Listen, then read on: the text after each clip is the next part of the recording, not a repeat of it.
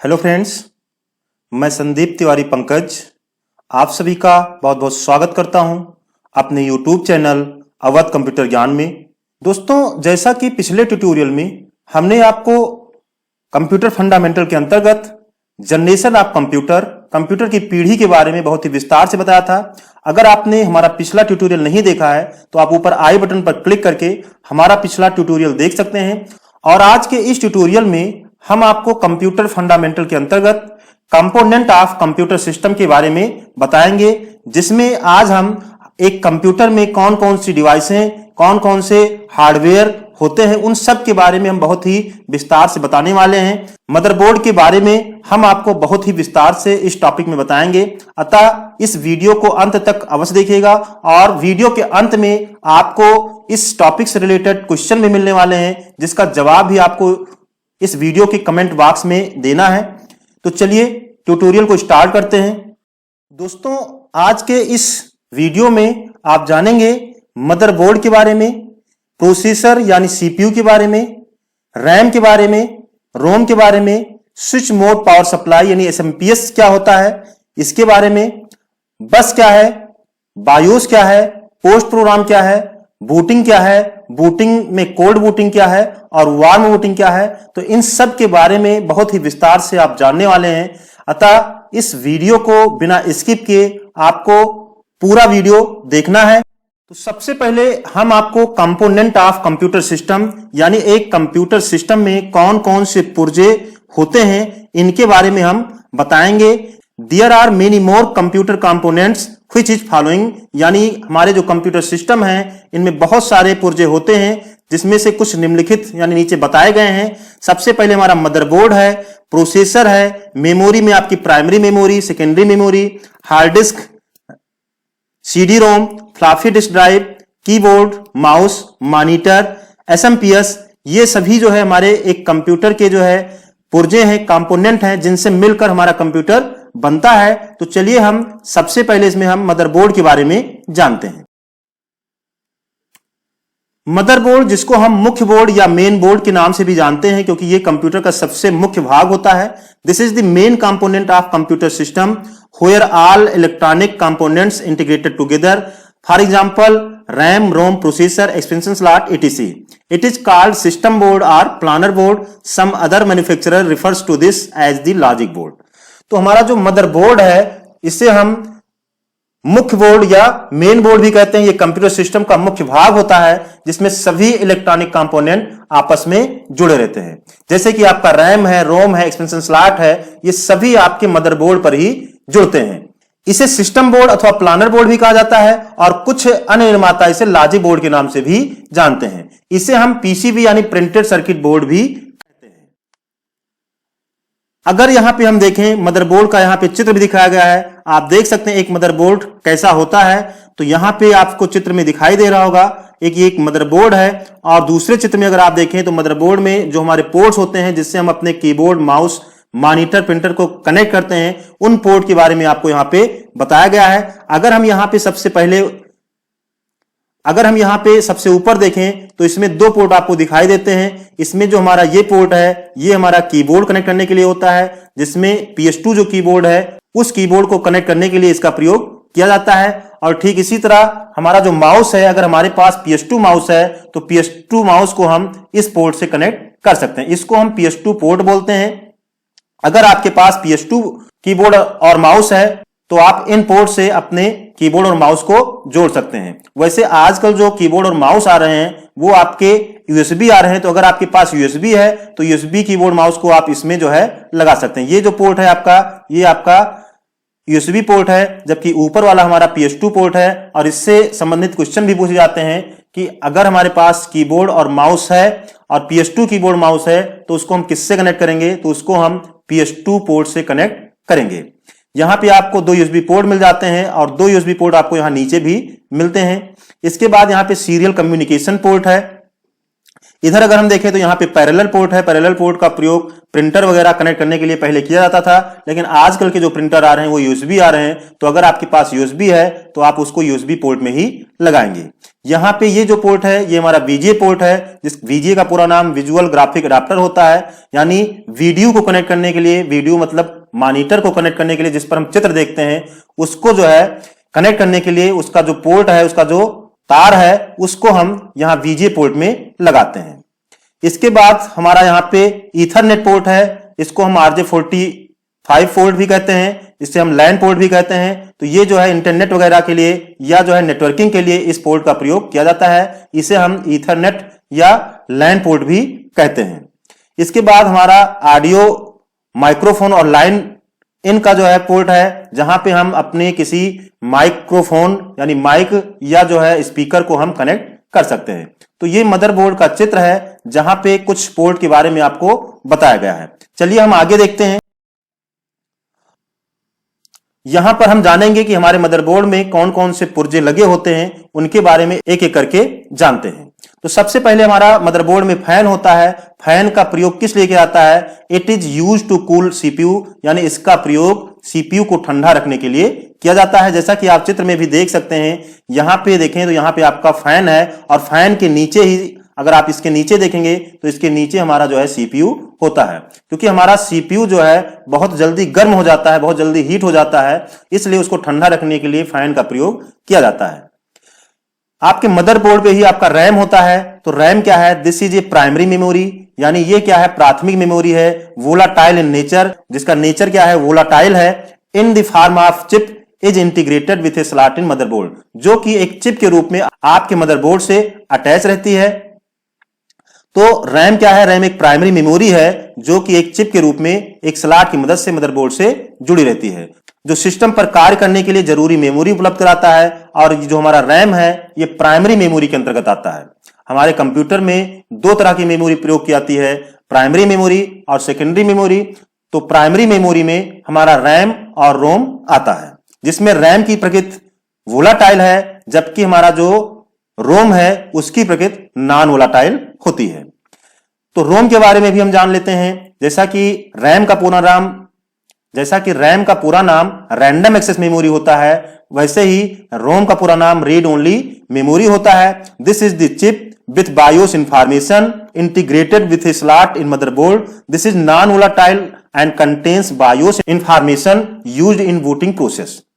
तो रोम क्या है? रोम कंप्यूटर सिस्टम में एक चिप के रूप में मदरबोर्ड से जुड़ा रहता है। बायोस का पूरा नाम बेसिक इनपुट आउटपुट सिस्टम होता है, जो बायोस इंफॉर्मेशन को संजो कर रखता है, जिसका प्रयोग कंप्यूटर सिस्टम के बूटिंग के दौरान होता है।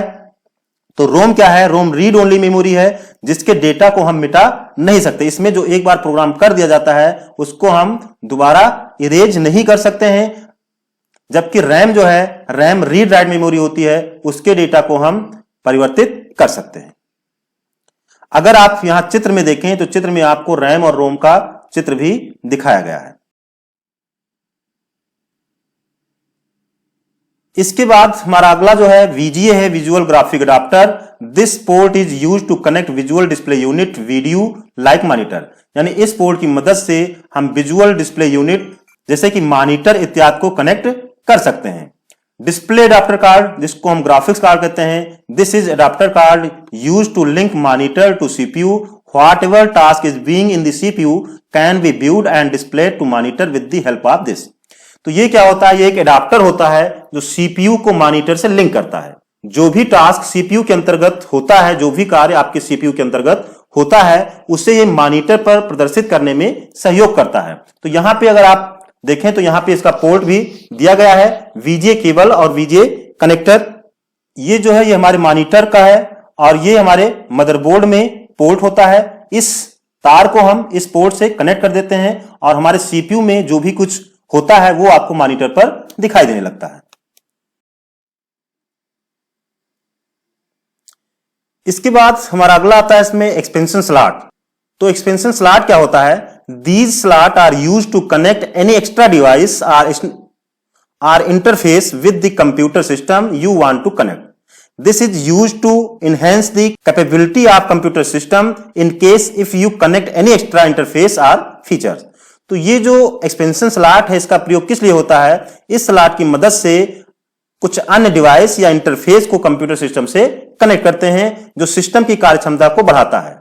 जब कोई सिस्टम ऐसे फीचर जिनको सपोर्ट नहीं करता उन्हें हम एक्सपेंशन स्लॉट की मदद से जोड़ सकते हैं, जैसे कि sound card, network card, graphics card इत्यादि। तो इसके अगर हम उदाहरण की बात करें तो मान लीजिए आपके पास एक मदरबोर्ड है जिसमें 2 यूएसबी पोर्ट हैं। आपके पास एक मदरबोर्ड है, एक सीपीयू है जिसमें आप केवल 2 यूएसबी डिवाइस कनेक्ट कर सकते हो। तो अब मान लीजिए 2 यूएसबी में आपके पास कीबोर्ड और माउस था, आपने लगा लिया। अब आपको कोई पेन ड्राइव लगाना और एक पेन ड्राइव से दूसरे पेन ड्राइव में डेटा कॉपी करना है, तो यहां पे आपको 2 पोर्ट की आवश्यकता और होगी। साथ ही साथ अगर हमको प्रिंटर भी लगाना हो तो 1 पोर्ट की आवश्यकता और होगी।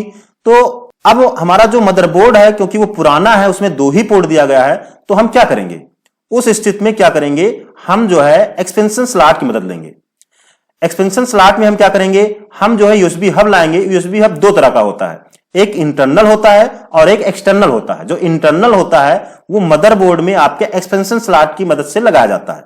जो एक्सटर्नल होता है उसको हम अपने यूएसबी पोर्ट से कनेक्ट करते हैं। जैसा कि आपने बिजली का बोर्ड देखा होगा, जो चरखी वाला होता है, जिसको हम क्या करते हैं, अपने बोर्ड से एक सॉकेट में लगा देते हैं और उस चरखी में आपको 5-6 एक्स्ट्रा सॉकेट मिल जाती है, जिससे हम अपना काम करते हैं। उसी तरह आपका जो है यूएसबी हब होता है, तो उसको हम क्या करते हैं, अगर एक्सटर्नल है तो हम किसी एक यूएसबी से लगा देंगे और जो भी उसमें और पोर्ट है उसमें जो है कनेक्शन मिल जाता है। और अगर इंटरनल है तो इंटरनल को हम एक्सपेंशन स्लॉट की मदद से लगा सकते हैं और उसका पोर्ट आपको बाहर मिल जाता है। इसी तरह मान लीजिए आपका जो वीजीए पोर्ट है वो अच्छा नहीं, जो वीजीए पोर्ट है अच्छी क्वालिटी का ग्राफिक नहीं दे रहा है, तो आप अलग से ग्राफिक्स कार्ड लाके अपने एक्सपेंशन स्लॉट में लगा सकते हैं और उससे आपको अच्छी क्वालिटी का जो है आउटपुट मिल सकता है।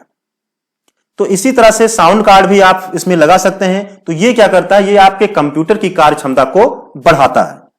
अब अगला हमारा है network slot. This slot is used to connect any network through the network cable.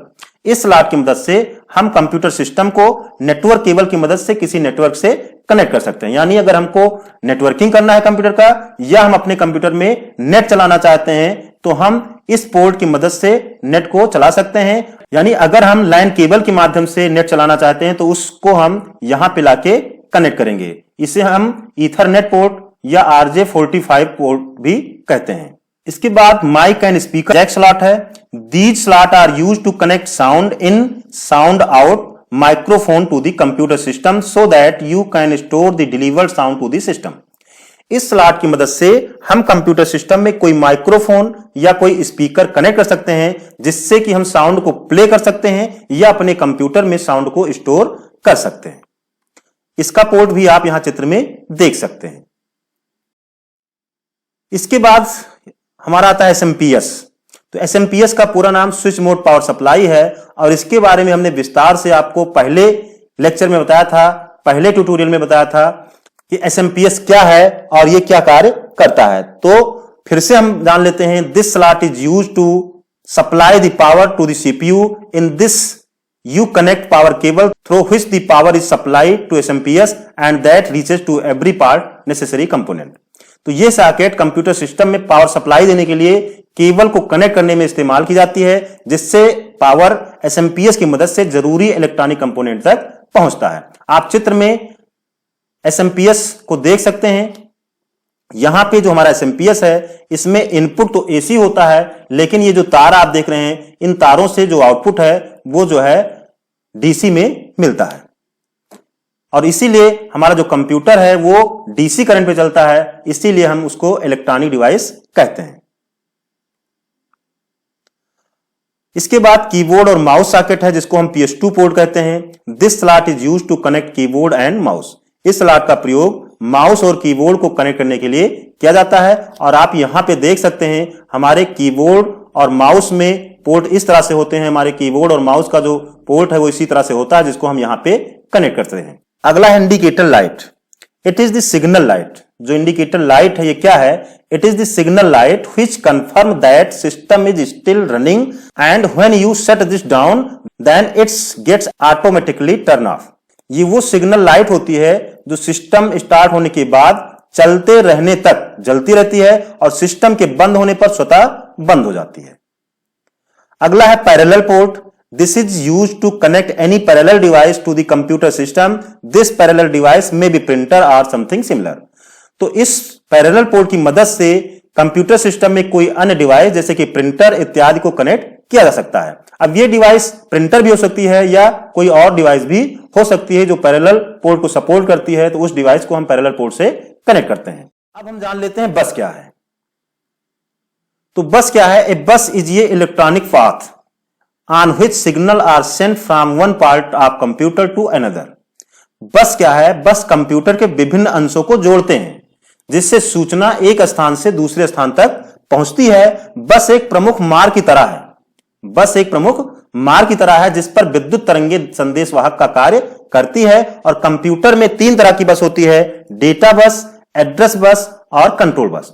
तो बस जैसा कि आपने देखा, जो आप लोगों ने बस का प्रयोग किया है, बस का प्रयोग आप किस लिए करते हैं? एक स्थान से दूसरे स्थान पर जाने के लिए। बस का काम क्या है? एक स्थान से दूसरे स्थान तक पहुंचाना। तो इसी तरह हमारे कंप्यूटर में जो डेटा है वो बस के माध्यम से ही ट्रेवल करते हैं। बस के माध्यम से एक स्थान से यानी कंप्यूटर के एक पार्ट से दूसरे पार्ट तक जो डेटा ट्रेवल करता है वो बस के माध्यम से ही करता है। और ये 3 तरह की बस होती हैं, डेटा बस, एड्रेस बस और कंट्रोल बस। चलिए अब हम जानते हैं बायोस और पोस्ट प्रोग्राम क्या होते हैं। तो बायोस का पूरा नाम बेसिक इनपुट आउटपुट सिस्टम है। BIOS is a basic input output system. It is one of the most important program stored on the ROM. It is pronounced by OS. तो BIOS क्या है? बायोस एक basic input output system है। यह रोम में स्थित एक बहुत महत्वपूर्ण प्रोग्राम है और इसे बाय ओएस भी कहा जाता है। इसका उदाहरण आपके कंप्यूटर में आपने देखा होगा कि जो हमारा कंप्यूटर है, जैसे मान लीजिए हमारा कंप्यूटर लेनोवो का है, तो आपने जब कंप्यूटर को ऑन किया तो वहां पे लेनोवो लिखकर आता है।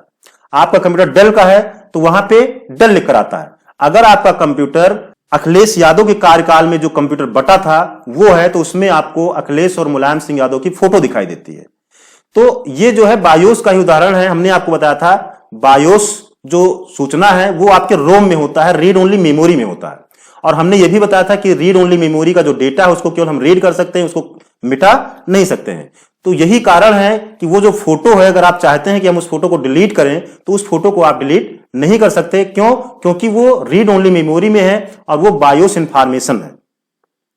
तो बायोस एक बेसिक इनपुट आउटपुट सिस्टम है। यह रोम में स्थित एक बहुत महत्वपूर्ण प्रोग्राम, इसे बाय ओएस भी कहा जाता है। और बायोस में ही आपका होता है पोस्ट प्रोग्राम। पोस्ट का पूरा नाम पावर ऑन सेल्फ टेस्ट है। The BIOS also contains program called power on self test or POST. The POST program checks the motherboard and other devices connected to the computer during the system power on time. तो BIOS में एक programme होता है जिसे power on self test कहा जाता है।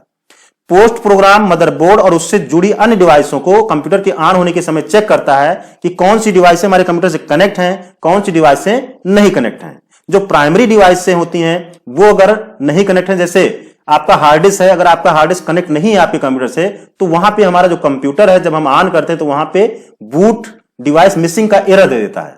यानी आपके कंप्यूटर में बूट डिवाइस नहीं है तो ये एरर आपका देता है। और ये चेक कौन करता है? ये आपका पोस्ट प्रोग्राम ही चेक करता है।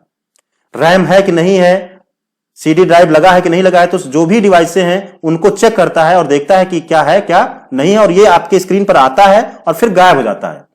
जब सारी डिवाइसें होती हैं, जो जरूरी डिवाइसें हैं, वो आपके कंप्यूटर में अगर अटैच होती हैं तो ये जो है आपको दिखाता है और उसके बाद ये गायब हो जाता है और पुनः जो है विंडोज लिखकर आ जाता है। कैश मेमोरी क्या है, इसके बारे में भी हम जान लेते हैं। कैश मेमोरी क्या है? तो cache memory is the small amount normally 1 MB, less than 1 MB, normally less than 1 MB of high speed memory. Cash supplies the processor with the most frequently requested data and instruction. तो cache memory 1 MB से भी कम amount की high speed memory है। Cache memory हाल ही में request किए गए data एवं निर्देश को प्रोसेसर के पास भेजता है। कैश मेमोरी एक हाई स्पीड सेमीकंडक्टर मेमोरी है जिसका उपयोग सीपीयू की स्पीड तथा परफॉर्मेंस को बढ़ाने के लिए किया जाता है। कैश मेमोरी प्राइमरी और सेकेंडरी मेमोरी की तुलना में काफी महंगा होता है। यह सीपीयू और प्राइमरी मेमोरी के बीच में बफर के रूप में कार्य करता है। इसका उपयोग डेटा और प्रोग्राम के उन हिस्सों को रखने के लिए किया जाता है जो सीपीयू द्वारा सबसे ज्यादा बार उपयोग किए जाते हैं। ऑपरेटिंग सिस्टम द्वारा सीपीयू प्रोसेसिंग के लिए आवश्यक डेटा और प्रोग्राम के हिस्सों को डिस्क से प्राइमरी मेमोरी में और फिर प्राइमरी मेमोरी से कैश मेमोरी में स्थानांतरित किया जाता है, जहां से सीपीयू उन्हें आसानी से एक्सेस करता है। जब भी सीपीयू को कोई डेटा चाहिए होता है तो सीपीयू सबसे पहले उस डेटा को कैश मेमोरी में ढूंढता है। यदि सीपीयू को कैश मेमोरी में वो डेटा मिल जाता है तो सीपीयू उस डेटा को लेकर अपना प्रोसेस कंटिन्यू रखता है, और यदि डेटा नहीं मिल पाता तो सीपीयू उस डेटा को फिर क्या करता है, रैम या प्राइमरी मेमोरी में ढूंढता है, जहां पर ज्यादा टाइम में डेटा मिलने की संभावना होती है। अगर वो डेटा कैश मेमोरी में है तो हमारा जो सीपीयू है बहुत तेजी से उस डेटा को एक्सेस करता है, और अगर कैश मेमोरी में नहीं है तो हमारा जो सीपीयू है वो उसे कहां ढूंढता है, रैम में ढूंढता है।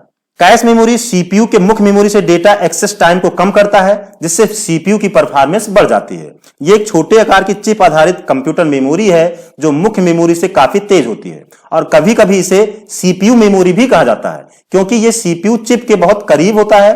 कैश मेमोरी एक टेम्परेरी मेमोरी है जो कि काफी फास्ट और महंगा होता है। परंपरागत रूप से कैश मेमोरी को लेवल्स के रूप में बांटा गया है, जहां पे हमारे कंप्यूटर में 3 प्रकार की कैश मेमोरी है, L1 कैश, L2 कैश और L3 कैश, जहां पे L का मतलब लेवल होता है। कैश मेमोरी कैसे कार्य करता है तो इसके बारे में भी हम जान लेते हैं। जब सीपीयू को प्रोसेसिंग के टाइम किसी डेटा की जरूरत होती है तो सीपीयू सबसे पहले उस डेटा को L1 कैश मेमोरी में ढूंढता है।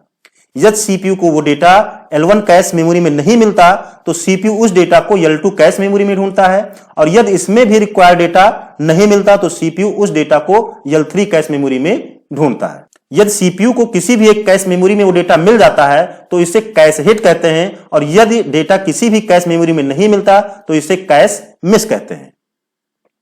यदि सीपीयू को किसी भी कैश में डेटा नहीं मिलता तो सीपीयू उसे प्राइमरी मेमोरी में सर्च करता है, और यदि वहां भी वो डेटा नहीं मिलता तो सीपीयू सेकेंडरी मेमोरी में उस डेटा को ढूंढता है, जहां से सीपीयू को रिक्वायर्ड डेटा मिल ही जाता है। जब पहली बार कंप्यूटर शुरू किया जाता है या पहली बार कोई एप्लीकेशन खोला जाता है तो कैश मेमोरी या रैम में डेटा उपलब्ध नहीं होता है। इस स्थिति में सीपीयू को हार्ड डिस्क ड्राइव से सीधे डेटा मिलता है। एक बार कोई प्रोग्राम ओपन हो जाता है तो बाद में आप जब भी अपना कंप्यूटर शुरू करते हैं या एक एप्लीकेशन खोलते हैं तो सीपीयू उस डेटा को कैश मेमोरी या रैम से प्राप्त कर सकता है। अब हम जानते हैं व्हाट इज बूटिंग। बूटिंग क्या है? Booting is boot stripping that is start operating system when the user turn on a computer system. तो बूटिंग क्या है? बूटिंग एक बूट स्ट्रैपिंग प्रोसेस है जो उपयोगकर्ता द्वारा कंप्यूटर सिस्टम को ऑन करते ही ऑपरेटिंग सिस्टम को कंप्यूटर की मेमोरी में लोड करता है। ऑपरेटिंग सिस्टम कंप्यूटर की मेमोरी में लोड होने वाला पहला प्रोग्राम होता है। यह क्वेश्चन पूछा जाता है कि कंप्यूटर की मेमोरी में लोड होने वाला पहला प्रोग्राम कौन सा होता है, तो ऑपरेटिंग सिस्टम कंप्यूटर की मेमोरी में लोड होने वाला पहला प्रोग्राम होता है। अब चलिए हम जान लेते हैं कंप्यूटर की बूटिंग प्रक्रिया कैसे होती है, यानी कंप्यूटर हमारा बूट कैसे होता है, इसको हम थोड़ा और भी विस्तार से जानते हैं। जब कंप्यूटर को पहली बार चालू या ऑन करते हैं तो सिस्टम रोम बायोस चिप में पाए गए स्टार्टर निर्देश को पढ़ता है। सबसे पहले हमने आपको बताया कि बायोस इंफॉर्मेशन यानी जो पोस्ट प्रोग्राम होता है वही रन होता है। तो सिस्टम रोम यानी रीड ओनली मेमोरी के बायोस चिप में जो निर्देश है उसको क्या करता है, उसको पढ़ता है। ये निर्देश कंप्यूटर पर जांच करने के लिए कुछ परीक्षण करते हैं जिसे पावर ऑन सेल्फ टेस्ट यानी पोस्ट कहा जाता है। यह जांच करता है कि आपके सिस्टम में हार्डवेयर सही है या नहीं, यानी जो भी जरूरी हार्डवेयर है वो लगे हैं या नहीं। अब बायोस ऑपरेटिंग सिस्टम को लोड करने के लिए बूट डिवाइस की खोज करता है, जैसे कि फ्लॉपी डिस्क, हार्ड डिस्क या सीडी रोम, यानी कहां से आपको अपने कंप्यूटर को बूट कराना है तो उसके लिए वो क्या करता है, बूट डिवाइस की खोज करता है। तो ये floppy disk, hard disk, CD ROM ये हमारी बूट डिवाइसें होती हैं। इसके बाद बायोस पता लगाता है मास्टर बूट रिकॉर्ड का। इसके बाद बायोस पता लगाता है MBR यानी मास्टर बूट रिकॉर्ड का, ताकि वो बूट लोडर को लोड कर सके। बूट लोडर का काम रैम यानी रैंडम एक्सेस मेमोरी के अंदर ऑपरेटिंग सिस्टम को लोड करना होता है। बूट लोडर मुख्य रूप से MBR यानी मास्टर बूट रिकॉर्ड के अंदर होता है। विंडोज बूट लोडर का नाम है bootmgr.exe। ये ऑपरेटिंग सिस्टम को बूट डिवाइस से मेमोरी में कॉपी करके उसे लोड करता है। जो आपका बूट mgrad.exe फाइल है, ये ऑपरेटिंग सिस्टम फाइलों को बूट डिवाइस से, जो भी आपकी बूट डिवाइसें हैं, उससे क्या करता है, आपकी जो कंप्यूटर की मेमोरी है, रैम है, उसमें क्या करता है, कॉपी करके उसे लोड करता है।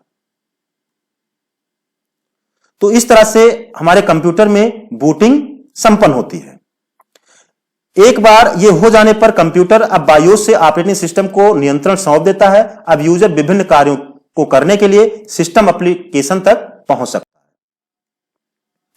तो बूटिंग हमने आपको बता दिया। तो चलिए, जो बूटिंग है वो दो तरह की होती है और उनके बारे में भी हम जान लेते हैं। What is cold booting and warm booting, यानी दो तरह की बूटिंग है, कोल्ड बूटिंग और वार्म बूटिंग। तो कोल्ड बूटिंग क्या है?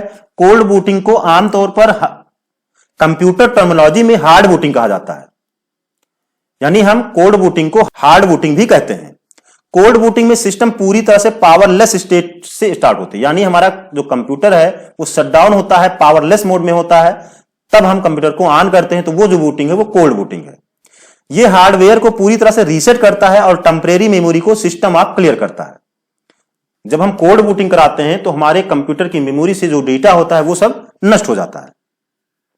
आमतौर पर कोल्ड बूट को तब किया जाता है जब सिस्टम वार्म बूट को रिस्पॉन्ड नहीं करती, यानी जब हमारा कंप्यूटर इस तरह से हैंग हो जाता है कि ना कीबोर्ड काम कर रहा है, ना माउस काम कर रहा है, तो हम क्या करते हैं, हम जो है उसको कोल्ड बूट कराते हैं। यानी हम पावर ऑफ करके, जो पावर सप्लाई है उसको अनप्लग करके दोबारा पावर सप्लाई चालू करके और फिर हम कंप्यूटर को ऑन करते हैं। तो वो जो बूटिंग है वो हमारी कोल्ड बूटिंग है।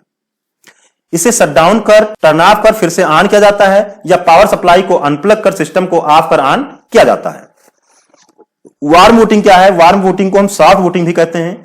सिस्टम पावर को ऑफ किए बिना उसकी ओरिजिनल स्टेट पर वापस आता है। यह अनिवार्य रूप से कंपोनेंट और पावर सोर्स को रीसेट नहीं करता, जिससे रीबूट के बाद भी मेमोरी को बरकरार रखा जा सकता है। आमतौर पर वार्म बूट को जब प्रोग्राम रिस्पॉन्ड नहीं करता और सिस्टम फ्रीज हो जाती है तब किया जाता है। यानी जो हमारे डेस्कटॉप कंप्यूटर होते हैं वहां पे तो हमको दो बटन मिलती है, स्टार्ट और रीस्टार्ट का, जबकि अब हमारे लैपटॉप वगैरह में एक ही बटन होती है, स्टार्ट का ही। तो अगर आपके पास डेस्कटॉप कंप्यूटर है और आपका कंप्यूटर का माउस कीबोर्ड सब हैंग हो गया तो आप रीस्टार्ट बटन पे क्लिक करके कंप्यूटर को जो है वार्म बूट करा सकते हो।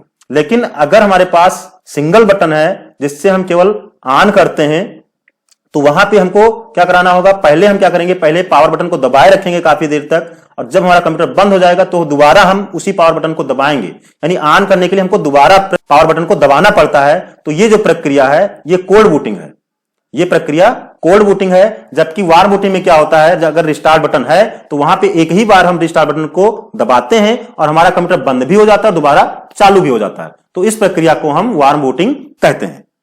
तो आमतौर पर वार्म बूट को जब प्रोग्राम रिस्पॉन्ड नहीं करता और सिस्टम फ्रीज हो जाती है तब किया जाता है। कंट्रोल अल्ट और डिलीट प्रेस कर या रीस्टार्ट बटन को प्रेस कर सिस्टम को वार्म बूट किया जाता है। तो ये थी आज की हमारी क्लास, जिसमें आज हमने आपको कंप्यूटर के कंपोनेंट्स के बारे में बहुत ही विस्तार से बताया है। और जैसा कि हमने बताया था कि आपको लास्ट में क्वेश्चन मिलने वाले हैं, तो चलिए हम उन क्वेश्चन को भी देख लेते हैं जिसका आंसर आपको कमेंट बॉक्स में देना। सबसे पहला क्वेश्चन है मदरबोर्ड क्या है। हमने आपको इसी क्लास में बताया है मदरबोर्ड क्या है, तो इन क्वेश्चन को आपको देखना है और उसका आंसर भी आपको कमेंट में देना है, जिससे हमको पता चले कि आपने पूरा वीडियो अच्छे से देखा है।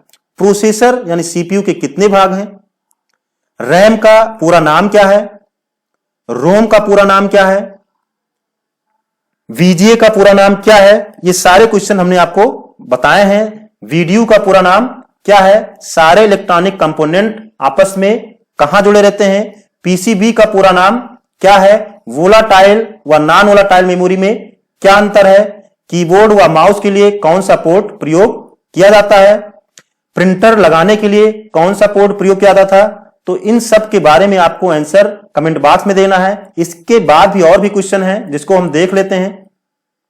एक्सपेंशन स्लॉट का प्रयोग किस लिए किया जाता है, नेटवर्किंग के लिए किस स्लॉट का प्रयोग किया जाता है, व्हाट इज बस, बस क्या है, बस कितने प्रकार की होती है, व्हाट इज बायोस, बायोस क्या है, इसका पूरा नाम भी आपको बताना है।